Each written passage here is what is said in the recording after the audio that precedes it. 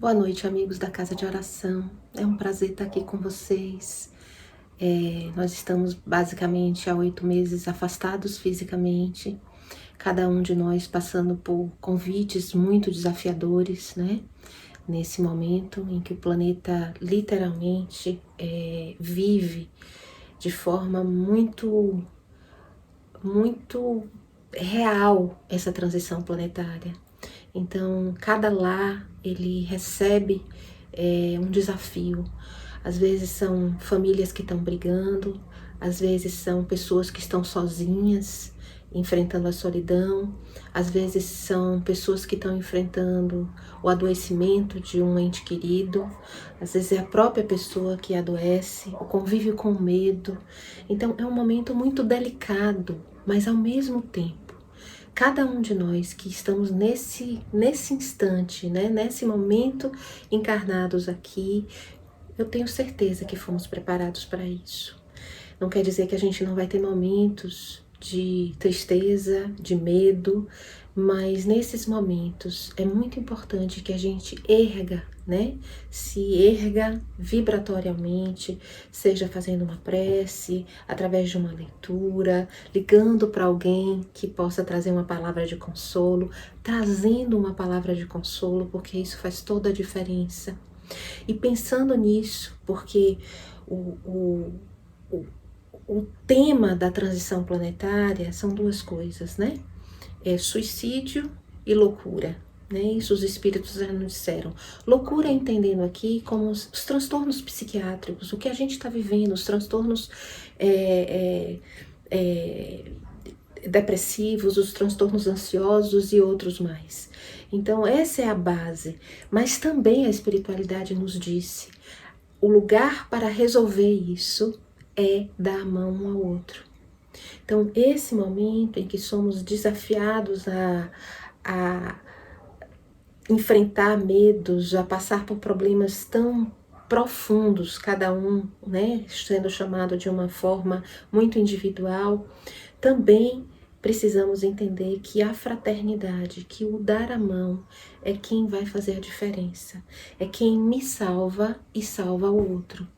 Então, pensando nisso, a casa trouxe como tema do mês valorizando a vida apesar dos problemas.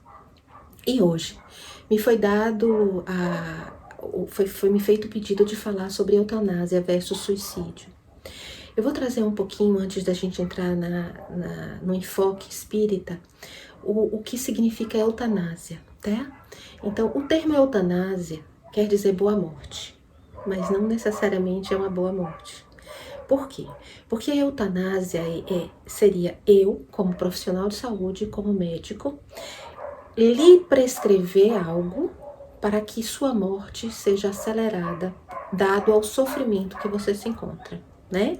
Então, às vezes, pacientes terminais, pacientes que optam por acelerar essa vida por causa de um sofrimento, seja físico ou seja emocional.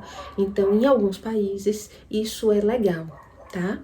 É diferente do suicídio assistido. Porque o que é suicídio assistido? O suicídio assistido é eu, como profissional, como médico, prescrevo a você uma medicação em uma dose que vai terminar a sua vida, ou seja, que vai lhe levar à morte, mas você vai escolher quando e onde você vai usar.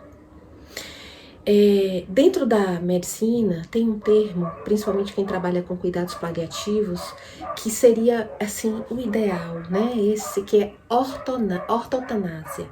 O que é a ortotanásia? Eu não vou acelerar a sua morte, nem vou dar medicações para que isso passe da hora, mas eu vou respeitar o tempo certo da sua morte, lhe dando toda a preparação para que você passe por esse momento sem sofrimento, com o mínimo sofrimento possível, né? Então esse é o lugar mais saudável dentro do que a gente acredita na doutrina. Por quê? Se a gente for falar sobre eutanásia, suicídio assistido, suicídio, na verdade o que a pessoa quer não é morrer. ela tem um nível de sofrimento tão grande, que ela literalmente quer acabar com o sofrimento, trazendo a morte. E aí é importante a gente entender uma coisa assim, o que é o sofrimento, né? Para a gente poder entender e respeitar que aquele momento é um momento que de repente vai fazer uma diferença. E se eu apresso a morte daquela pessoa, eu estou talvez tirando a oportunidade dela de transformação. Mas vamos começar pelo o que falam os espíritos na questão 953 do Livro dos Espíritos, né? Kardec pergunta: é dado ao homem, sabendo que um ente querido, sabendo que uma pessoa vai morrer, né? E está em sofrimento, é dado ao homem o direito de apressar a morte daquela pessoa para que ela não fique tanto em sofrimento? E os espíritos respondem: não. Não é dado ao homem esse direito, porque só Deus sabe o tempo. E aí Kardec pergunta: e o que acontece se isso, né? Se faz esse ato? Uma expiação na mesma proporção, né? Vai acontecer. Ou seja, aquele tempo para aquele ser é importante, né? E aí tem duas coisas muito importantes aqui. São Luís vai dizer: quem é o homem que sabe que aquele é o tempo certo? Ou seja, que ali a morte vai chegar. Pode ser que não, né? Pode ser que isso não aconteça. E, inclusive, eu vou trazer um caso falando um pouco sobre isso para ilustrar. E também, Leon Denis, ele no livro Depois da Morte, ele vai falar no momento do desencarne. E ele diz o seguinte, que às vezes aqueles pacientes que estão cronicamente sofrendo, né, com aquela doença crônica, às vezes é uma bênção da espiritualidade. Porque às vezes, não quer dizer que são todas as pessoas, mas às vezes a pessoa é tão presa à matéria, que se ela desencarna de vez, ou seja, se ela morre, ela fica presa aos laços, né, ela fica presa ainda ao corpo material. Então, aquele sofrimento é uma forma de ir se desligando aos poucos esses laços fluídicos. Então, o que às vezes a gente acha, né, que a gente está fazendo uma caridade apressando a morte, na verdade a gente está fazendo algo que vai prejudicar a pessoa. André Luiz, na verdade não, Emmanuel, no livro Consolador, ele vai trazer esse tema da eutanásia, e ele diz assim: às vezes aquele momento é uma graça para o espírito. Por quê? Porque são nos momentos finais que o homem se dobra. Ele perde o orgulho, ele perde aquele lugar da soberba, e aí ele faz transformações. Então, aquele minuto, aquele momento de sofrimento, né, do corpo físico, na verdade, é uma depuração para o espírito. É como se poupasse anos depois de sofrimento. Então, só para a gente ter uma ideia, como a gente sabe tão pouco, né? A gente enxerga tão pouco. Então, quantas e quantas mortes são feitas, né? Tanto de suicídio quanto de eutanásia, né? Tanto da pessoa se suicidar, quanto de um familiar permitir acelerar a morte de um ente querido, achando que está fazendo um bem, quando na verdade está prejudicando aquele ser. Para a gente falar um pouquinho sobre isso, a gente precisa falar sobre o capítulo 5 do Evangelho segundo o Espiritismo, onde Kardec vai trazer a importância, né? E é um dos capítulos, eu acho assim, mais ricos e mais longos também do Evangelho, porque ele vai trazer a importância do homem aprender a lidar com o sofrimento. E tem uma parte que ele diz assim, ele diz: se o homem entender que uma vida, aquela vida que ele está tendo, perante a eternidade é como se fosse um dia perante a vida dele inteira, e se naquele dia, né, ou seja, se naquela vida ele está sofrendo, se a gente entende aquela vida como um dia, e nesse dia eu entendo que eu tô triste, que eu tô sofrendo, que eu tô num sofrimento, mas que no meu dia seguinte eu vou estar melhor, eu vou sair disso, eu vou ter paciência com aquele dia. essa metáfora sempre me acalma muito, né? A gente precisa olhar essa existência nossa como um dia perante a vida do Espírito.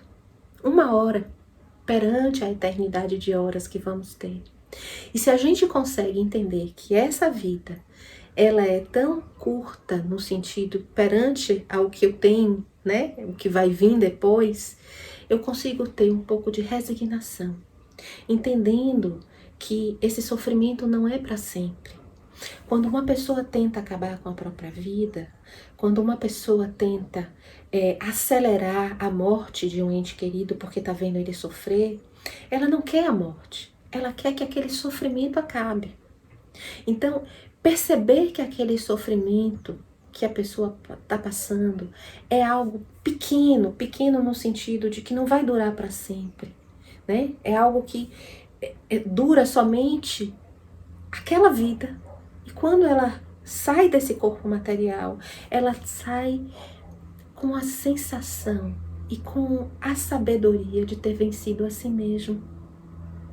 Eu lembrei de Jesus dizendo: tendes bom ânimo, eu venci o mundo, né?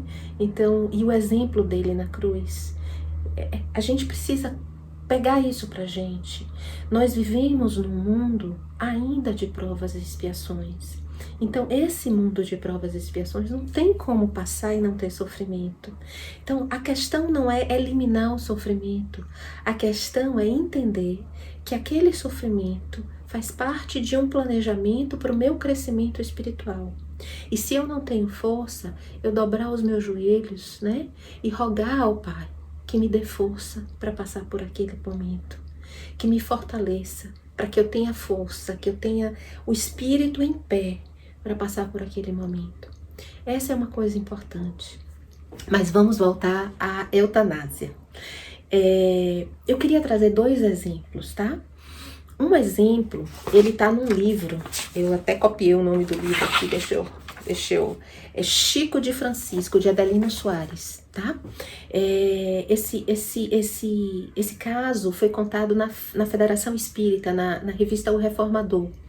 E eu achei assim muito interessante para a gente entender um pouco, né? Como a gente sabe tão pouco e como a gente quer mexer em algo que às vezes é uma benção. Então, Chico visitava várias pessoas, ajudava várias pessoas, né? E uma das pessoas que ele ajudava era um homem que tinha o rosto todo deformado, morava num barraco, a mãe cuidava dele, a mãe também era adoentada, e Chico passou anos indo nesse barraco, né? Dando banho, trazendo alimentos, né? E numa dessas visitas, ele foi com alguns voluntários, e um dos voluntários era um médico. E aí esse médico olhou para esse rapaz totalmente jogado nessa cama, sem poder falar nada, né? Como um vegetal, totalmente deformado, né? Fisicamente deformado. E ele perguntou para Chico, ele fez: Chico, nem nesses casos seria perdoado uma eutanásia? E aí Chico nos traz, né? Ele diz assim: a espiritualidade diz que esse homem, em outra vida, foi um déspota. Ele torturou, ele machucou, ele matou várias pessoas. E quando ele desencarnou, ele foi pego pelos seus algozes. E ele foi torturado, né? Passou anos sendo torturado, até que a espiritualidade, para esconder ele dos algozes, resolveu lhe dar esse corpo, né? Esse corpo deformado, para que ele pudesse se esconder desses algozes, para que esses algozes desse tempo para eles irem perdoando, para eles poderem se encontrar num outro momento. Se isso acontece agora, meu filho, né? Se a gente permite a morte dele, a gente devolve ele para esses algozes. Eu achei lindo esse exemplo, né? Porque mostra quão pouco a gente sabe. Às vezes a gente olha para um ser humano e a gente não sabe a história que está por trás. E aí a gente, na nossa pequenez, na nossa visão pequena, a gente acha assim: não era mais fácil né? Sair desse corpo, tá sofrendo tanto, mas ali naquele corpo, além dele poder ser poupado desses algozes, ou seja, perpetuar esse lugar de ódio, né? Porque uma hora um é o algoz, a outra hora o outro é o algoz. Então, além de parar esse ciclo aqui, para que esses espíritos pudessem crescer um pouco, espiritualmente falando, para se reencontrarem de um outro lugar, também esse espírito que fez tanto mal, preso naquele corpo, né? Ali ele começa a lição da abnegação, da humildade, né? De se submeter ao outro cuidar dele, a não poder ter tanta força. Então é um tratamento para o espírito, aquela vida, né? Então eu achei assim essa história muito interessante para a gente entender, né, como a gente ainda vê muito pequeno.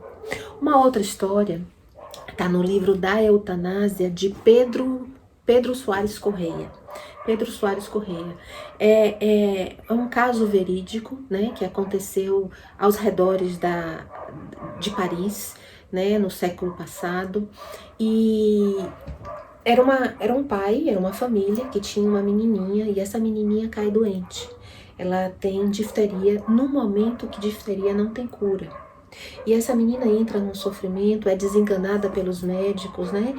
E a difteria traz muita falta de ar, né? Muita asfixia.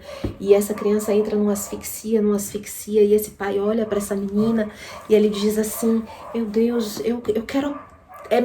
Não quero que ela sofra desse jeito. E pede então que se faça uma dose maior de ópio, né? Para letal, para tirar o sofrimento dessa criança. E essa criança desencarna, né? É feito, essa criança desencarna. E ele vai enterrar a menina, né? E quando ele tá voltando do cemitério, quando ele tá voltando do sepultamento, chega uma correspondência para ele, um telegrama, né? De Paris, dizendo: senhor X, não lembro o nome dele, informo que acabou de ser descoberto o soro antidiftérico. Estamos enviando uma amostra para sua filha. Você já pensou para esse pai, se tivesse esperado um pouco mais? Quando eu li essa história, eu lembrei muito da história de Romeu e Julieta, né? Uma história de amor que todo mundo conhece, mas uma história que se transforma numa tragédia porque Romeu não é avisado dos planos como seriam, né? E quando encontra Julieta desacordada, que na verdade era só temporariamente, ele acha que ela tá morta e ele se mata. E quando ele se mata, ela volta à vida e aí o vê morto e também se suicida. Então, como a gente precisa esperar o tempo certo das coisas? Talvez não sejam para as coisas se resolver nessa vida, nesse plano físico, mas com certeza é para as coisas se resolverem do ponto de vista espiritual. Nenhuma folha cai sem a vontade do Pai. Nada acontece sem que o Pai permita. Então, se a gente tem um ente querido, né, passando por, e eu tô lembrando de algumas pessoas que eu atendo, né, que estão assim, que passam por isso, né, e num sofrimento, né, grande de às vezes uma doença terminal, como é importante a gente poder entender e olhar para esse ser com o olhar do espírito, entendendo que aquele sofrimento não é perene, mas talvez seja uma prova, né? Uma prova que o espírito pediu para se superar a si mesmo, né? Eu não gosto de dizer, tá fazendo isso porque fez aquilo. Não é bem por esse lugar. Tudo é para o nosso crescimento. Tudo é para o nosso crescimento. Então, às vezes aquele ser pediu aquela prova, né? E se preparou para aquilo. Mas quando a gente entra nesse corpo, esse corpo pesa, viu? Ele pesa, ele faz a gente esquecer muita coisa, ele faz a gente perder muitas esperanças, a gente olhar para os desafios com o olhar da matéria, como se aquilo fosse para sempre. E como é importante a gente... E aí entra uma coisa que eu acho muito importante, e aqui eu vou sair um pouco só da eutanásia e vou ampliar para o sofrimento, né? Até pelo momento que a gente está passando. Como é importante a gente se conectar com a vida espiritual. A gente ter momentos de conexão com a vida espiritual. Porque são esses momentos que fortalecem a nossa alma para encarar esse sofrimento como algo momentâneo. Às vezes, não sei se já aconteceu com vocês, mas comigo já aconteceu algumas vezes. Às vezes eu tô assim com um problema muito emocionalmente muito mexida, né? E aquilo parece que não tem jeito, e aí eu chego na janela e digo: meu Pai, me ajuda, me fortalece, sabe? Me ajuda para que, ou ajuda a pessoa que eu tô, né, pedindo, que eu tô vendo que tá em sofrimento. E daqui a pouco acalma. Não é dito nada, mas parece que desce uma, eu digo um quentinho, desce um alívio assim, né? E essa é a resposta do céu. Essa é a resposta do céu. Às vezes o sofrimento não vai sair, porque faz parte do que eu pedi, do que você pediu, do que nós como humanidade pedimos, né? Para nós crescermos. Mas vem uma coragem, vem sabe? E aí fica mais fácil, fica até mais fácil respirar. Então, nesses momentos de dificuldade, façamos esse movimento, né? Façamos essa conexão com o Pai. Procuremos leituras saudáveis, saudáveis para o espírito. Vamos começar o dia com uma leitura saudável. Vamos terminar o dia com a leitura saudável. Vamos começar o dia fechando os olhos e dizendo: meu Pai, me ajuda, me fortalece, para que esse momento que estamos vivendo, que parece que não tem fim, mas que nós sabemos que vai ter fim, mas me ajuda para que esse momento não seja maior do que eu. Também oremos, Divaldo tem uma fala nessas apresentações que ele está fazendo durante a pandemia. Eu achei lindo, tem uma fala dele que me tocou profundamente. Ele diz assim: sejamos mães uns dos outros. Se a gente entende que a resolução, né, dessa nova era, a chegada dessa nova era, a chave que abre essa nova era é a fraternidade, sejamos mães uns dos outros. A gente não precisa ir para a rua. Às vezes é um amigo que está sozinho, né? É um idoso que está sozinho dentro de casa, e às vezes você só precisa mandar um WhatsApp, né? E perguntar se está tudo bem. Às vezes é um filho ou um amigo que está mais quieto e que você percebe que precisa de ajuda e indicar uma ajuda para essa pessoa. Às vezes é um doente que precisa de um remédio. Às vezes é a instituição que precisa de bens materiais, precisa de dinheiro mesmo para continuar assistindo e alimentando as famílias e as crianças. Então, a gente pode ajudar de tantas formas, de tantas formas. Ainda vamos conviver um pouco com esse desafio do suicídio, com esse desafio dos transtornos psiquiátricos, né? Com essa vontade de dar fim ao sofrimento. Ainda vamos viver um tempo com isso, mesmo depois que essa pandemia acabar. Então, não nos esqueçamos desse dar a mão, né? Desse ajudar o outro. Tenhamos olhos para ver, tenhamos ouvidos para ouvir. Eu espero que essa fala, que na verdade era para ser sobre a eutanásia, mas eu quis ampliar um pouco, né? Porque a eutanásia, ela só é um ato de alguém que quer abreviar a vida de alguém que sofre demais. Então, a base de tudo é como o homem precisa aprender a lidar com o sofrimento. Essa é a base. E é por isso que a gente vai ver tantos espíritos falando sobre isso, né? Joana tem uma série psicológica só falando sobre isso. Tem um livro que eu recomendo, eu acho que é um livro bom para a gente ler, se vocês tiverem a oportunidade, ou quem já leu, reler esse livro, que é Plenitude, que é um livro fininho da Joana de Ângeles, que ela vai falar um pouco de como o homem precisa aprender a lidar com o sofrimento. O que é o sofrimento, da onde vem o sofrimento. Ela traz um pouco as bases budistas, né? Que são as 4 grandes verdades do budismo e as formas de cessar o sofrimento. Então, precisamos falar sobre isso, mas mais do que isso, precisamos cuidar um dos outros que estamos sofrendo. Antes de eu começar essa fala, eu pedi muito à espiritualidade que pudesse tocar, né? Que pudesse falar algo que acalentasse quem está sofrendo. Muitos estão sofrendo por diversas causas. Então, eu espero que de alguma forma esse pedido seja atendido, né? E que alguns corações possam ser tocados pelo lugar da tranquilidade, pelo lugar da esperança, pelo lugar da fortaleza, pelo lugar da fé, fé no sentido de confiança de que tá tudo certo, mesmo nesse incerto que a gente vive, né?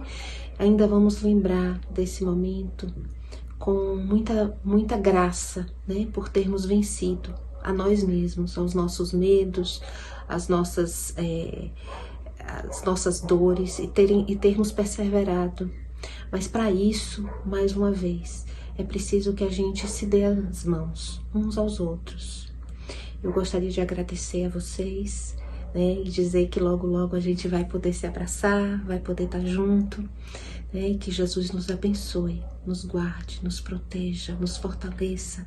Quando o dia for muito difícil, que à noite a gente pode pedir ao nosso anjo da guarda, para que em espírito, em desdobramento, a gente possa estar com a espiritualidade maior, que ela possa nos fortalecer e nos acalmar, para que no dia seguinte a gente volte com mais ânimo. Que Jesus nos abençoe. Assim seja.